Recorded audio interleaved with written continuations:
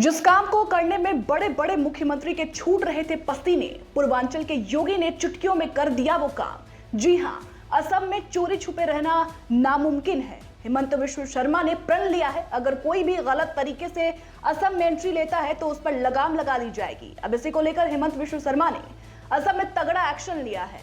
अवैध रूप से रह रहे 28 मुसलमानों पर एक्शन लिया गया है। असम को बांग्लादेश बनाने का प्लान अब कामयाब नहीं हो पाएगा। असम सरकार का ये मानना है, अवैध रूप से रहोगे तो ये देश छोड़ना पड़ेगा। दरअसल यहाँ पर 28 मुसलमानों को पकड़ा गया है जो विदेशी मुस्लिम थे और असम में अवैध रूप से रह रहे थे। अब उन 28 मुसलमानों को डिटेंशन सेंटर भेज दिया गया है। डिटेंशन सेंटर भेजे जाने पर उनके रिश्तेदार परेशान हैं और रो रो कर बुरा हाल है।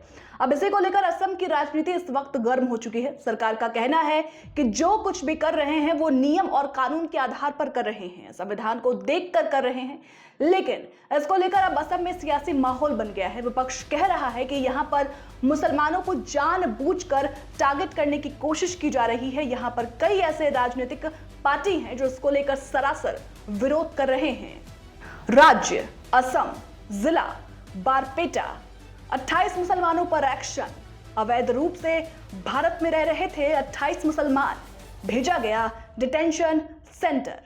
इस मामले पर असम मुस्लिम स्टूडेंट्स यूनियन के चीफ आशिक रब्बानी ने प्रतिक्रिया दी। उन्होंने कहा कि 28 लोगों को आज फॉरेनर ट्रिब्यूनल के जरिए डिटेंशन कैंप में रखा गया है, जो पूरी तरीके से गलत है। उन्होंने कहा कि जिन लोगों को डिटेंशन कैंप में रखा गया है वो सभी भारतीय हैं, उनके पास भारतीय होने के पूरे दस्तावेज हैं। भारतीय नागरिक होने के बावजूद भी उन्हें आज फॉरेनर ट्रिब्यूनल के जरिए डिटेंशन कैंप में रखा गया है। ये पूरी तरीके से गलत है। हम इसका विरोध करते हैं और आने वाले दिनों में हम उग्र आंदोलन भी करेंगे। जी हाँ, एक तरीके से धमकी उन्होंने दी है।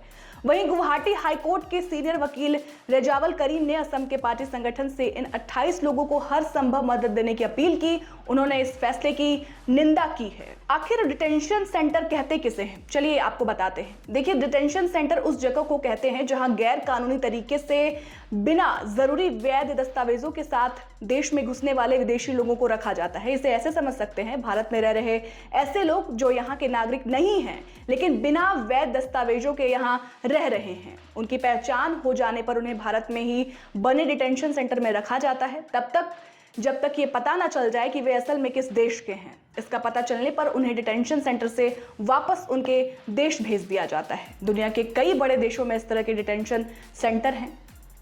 अब ये भी आप जानिए कि असम में कितने डिटेंशन सेंटर हैं।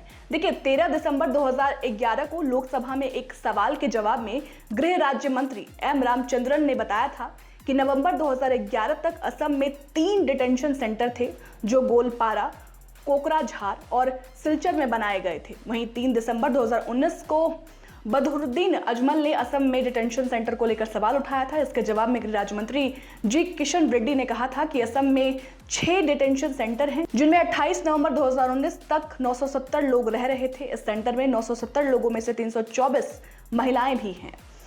फिलहाल जिस तरीके से असम सरकार एक्शन ले रही है, जिस तरीके से बाहर से आए देश के लोग हमारे देश में रह रहे थे, खासकर मुसलमान, 28 मुसलमानों पर जिस तरीके से असम सरकार ने कड़ा एक्शन लिया है, उसको लेकर आप क्या सोचते हैं हमें कमेंट सेक्शन में जरूर बताइएगा।